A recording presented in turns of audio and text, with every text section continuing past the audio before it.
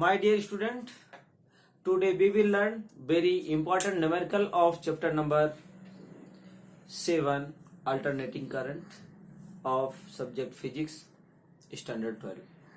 So in this video we will teach you some numericals of exercise 7 of NCERT book, and this topic is related to IRMS, BRMS and net power we will find. Okay, so let's start. Question number 1, what is given that? First read the question. Question number 1, 100 ohm resistor is connected to a 220 volt 50 hertz AC supply. Question asked, what is the RMS value of current in the circuit? Second question asked, what is the net power consumed over a full cycle? तो हमें power बतानी है और IRMS की value बतानी है. तो जो गिवन दैट है पहले लिख दो. जो गिवन दैट है, गिवन दैट क्या दिया है, what value is given, register given that है R इक्वल टू 100 ओम. ठीक है, और क्या दिया है, VRMS गिवन दैट है, VRMS गिवन दैट कितना है 220 volt and frequency also given. ठीक है, फ्रीक्वेंसी को न्यू से डिनोट करते हैं and then this value is also given 50 hertz. ठीक है, अब इसके बेसिस पे एक क्वेश्चन है, ए से है, फाइंड द करंट. IRMS क्या होता है, IRMS इक्वल टू क्या होगा, बोलो, BRMS. हाँ, by R. Good. B equal to IR होता है तो I इक्वल to B upon R. Okay, Ohm's के लॉ के अकॉर्डिंग जैसे आपने पढ़ा था B इक्वल टू IR, तो I क्या होगा B बाई R. अब B क्या है, यहाँ पे मैक्सिमम करंट के RMS वैल्यूज बताना है हमें, तो यहाँ पे I की जगह पे RMS है, B की जगह पे BRMS है और R की जगह रेजिस्टेंस है. Now substitute this values. What is value of BRMS, 220 volt और रेजिस्टेंस इज 100, तो कितना आ जाएगा 2.2 एम्पियर. IRMS इक्वल टू दिस, तो IRMS equal to 2.2 ampere. This is answer. It's very easy. And B part, what is the net power consumed over a full cycle. तो power का formula लिखिए. Power का फार्मूला क्या होता है, power equal to BRMS into IRMS. आपने इसको भी पढ़ा था, P इक्वल टू BI होता है, लिख देना है उसी को. अब BRMS की वैल्यूज क्या है, 220 है, IRMS 2.2, मल्टीप्लाई करिए तो कितना आएगा ये 4840. ठीक है, डेसिमल कहाँ लगेगा, 1 डिजिट पे. तो पावर की यूनिट क्या होती है, यूनिट ऑफ पावर क्या लिख सकते हैं, बोलो, पावर की यूनिट क्या होती है, वाट. ठीक है, तो W यहाँ पे लिख दो, दिस इज द वाट. तो in this way you can find the net power of full cycle. तो write down, have you written. सीधे question number 2. Question number A part is given that a peak voltage of an AC supply is 300 volt. What is the RMS voltage? Peak voltage मतलब क्या है कि B max is given that. क्या दिया गया है, given that B max equal to कितना दिया, 300 volt. And find the VRMS हमें फाइंड आउट करना है. तो what is formula of A अगर पार्ट कहें तो फार्मूला क्या होता है VRMS का, VRMS equal to B max by √2. अब ये वैल्यूज कितनी है 300 और √2 की वैल्यू होती है 1.414.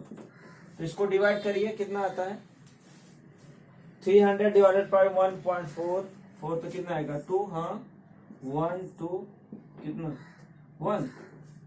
चलो ठीक है, ये बोल्ट आ गया.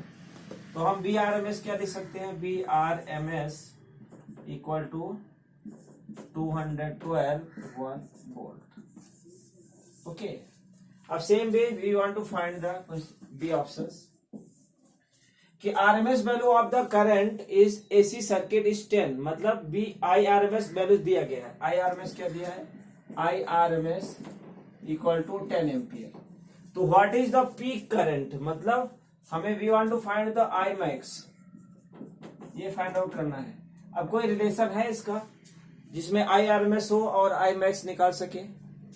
है? चलो बताओ, बोलो फिर। है तो कौन सा? अच्छा, I R M S equal to क्या आएगा? I max by √2। Very good. लेकिन हमें निकालना क्या है? आई आर एम एस तो दिया है, हमें we want to find the I max. तो कर लो इसको एक दूसरी साइड में। आई मैक्स इक्वल टू क्या निकालना है? What is the peak current, सही है। तो ये मल्टीप्लाई हो जाएगा √2 into I R M S. Now substitute here value of this. यहाँ पे √2 की वैल्यू कितनी होती है? 1.414 और आई आर एम एस की वैल्यू है 10, तो कितना हो जाएगा? 14.14 एम्पियर। तो you can write I max equal to 14.14 ampere. This is the value. Okay, if you know formula easily you can find the values. इस तरह के क्वेश्चन क्या 2 मार्क के क्वेश्चन आते हैं, ठीक है। Okay, write down. Let's start question number 3।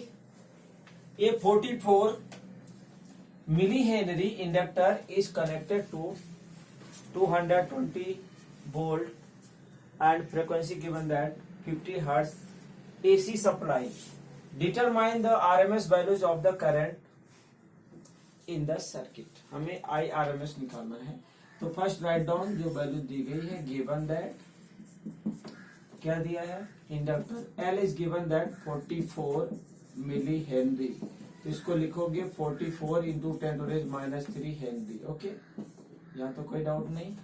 अब यहाँ पे वैल्यूज दी गई है। B R M S given that 220 volt. और क्या दिया है? न्यू दिया है। Nu is given 50 hertz. Okay, यहाँ तो कोई डाउट नहीं है। अब हमें फार्मूला इतना, हम we want to find the I R M S. I R M S हमें फाइंड आउट करना है। जैसा कि हम जानते हैं कि I R M S equal to होता है V R M S by Z, और जेड में खाली इंडक्टर दिया गया है, तो हम यहाँ पे जेड इक्वल टू क्या लिखेंगे? एक्सएल लिखेंगे। क्या लिखेंगे? एक्सएल। एक्सएल मतलब इंडक्टर, ये बाकी कैपेसिटर नहीं है और यहाँ पे रजिस्टर भी नहीं है। तो place of this we will write R M S by X L. अब एक्सएल की वैल्यू क्या होती है, ये हमें निकालना पड़ेगा। तो एक्सएल इक्वल टू होता है ओमेगा एल, और ओमेगा की वैल्यू होती है कितनी? 2 पाई न्यू एल। अब इस सभी वैल्यूज को यहाँ पे सब्स्टिट्यूट कर दीजिए। I R M S equal to this. अब एक्सएल की जगह पे क्या लिखोगे? Omega L.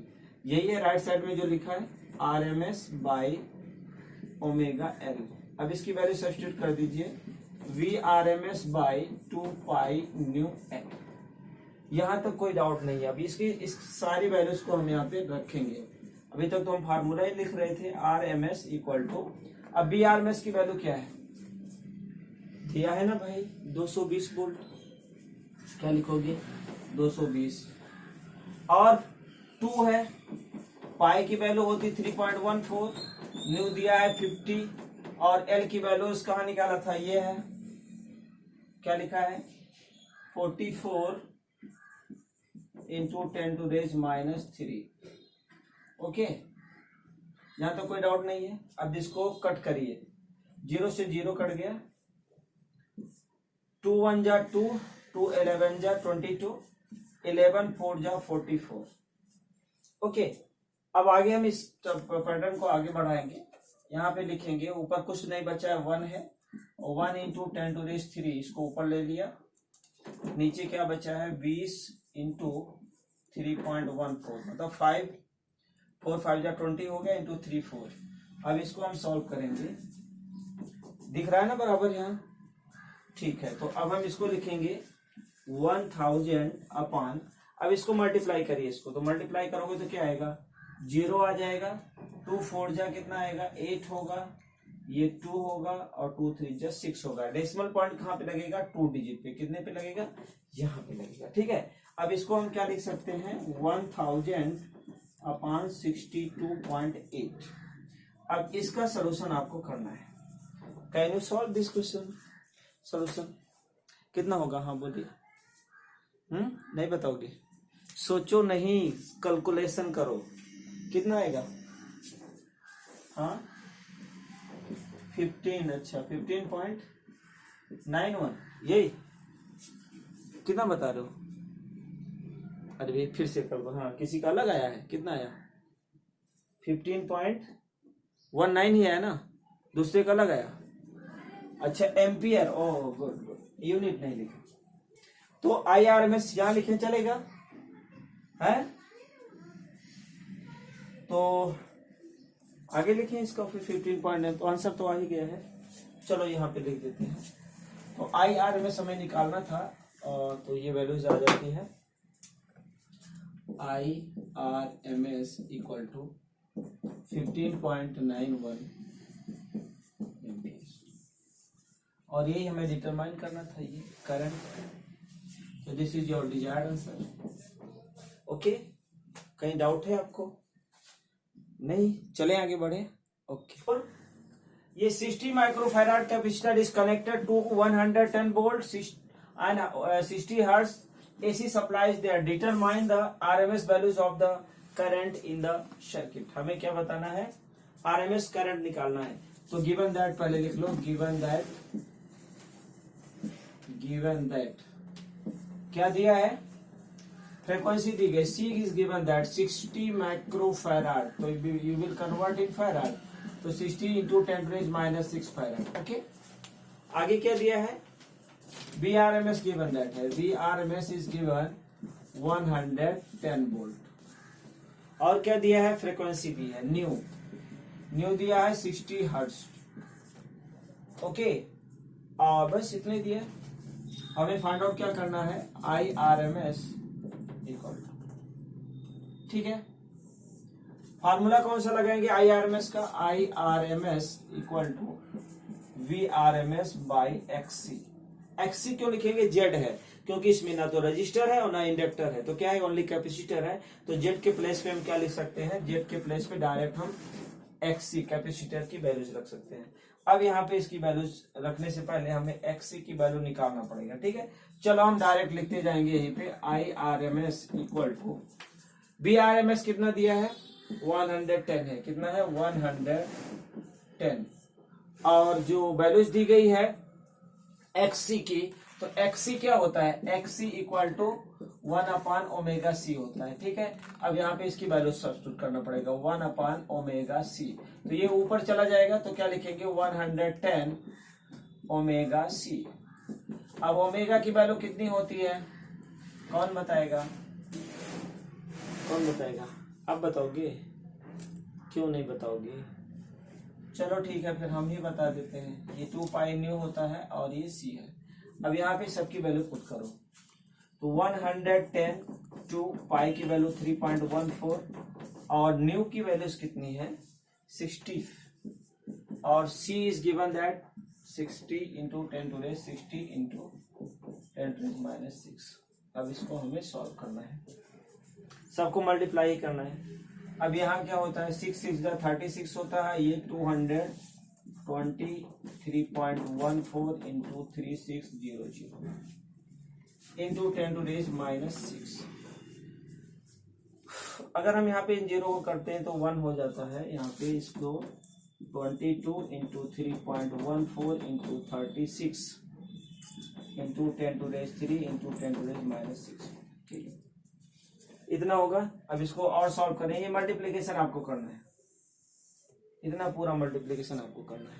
चलिए करिए जल्दी जल्दी से, क्या होगा बताना है आपको, कितना होगा कैलकुलेट करिए, जल्दी करिए, कितना होगा 249, कितना 249 ठीक है, 10⁻⁻³ ये होगा।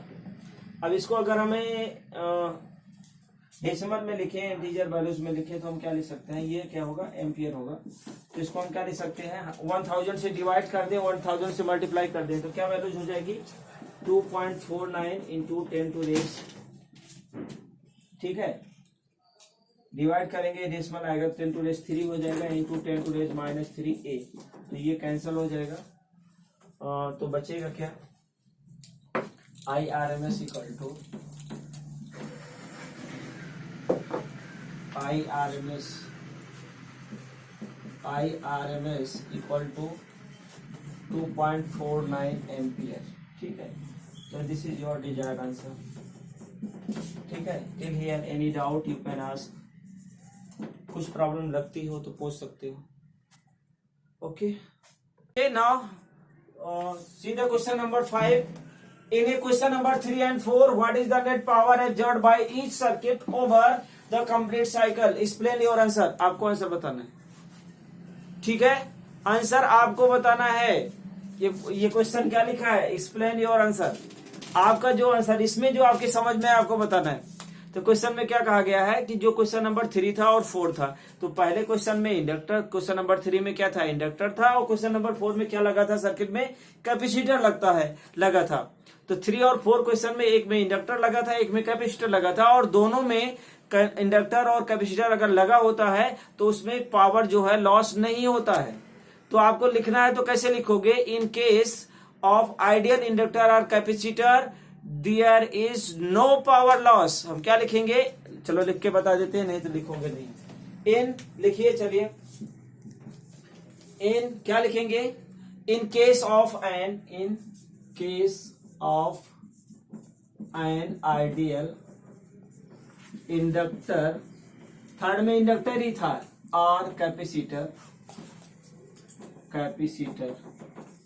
अगर इंडक्टर और कैपेसिटर की बात करें तो क्या होता है, there is no power loss. क्या लिखेंगे, there is no power loss, no power loss in circuit. अगर यही रेजिस्टेंस लगा होता तो यहाँ पे पावर लॉस होता, तो यहाँ पे दोनों में, एक में इंडक्टर था, एक कैपेसिटर था, इसलिए यहाँ पे पावर लॉस नहीं होगा। ओके, तो राइट डाउन, ये आपका आंसर है। ओके।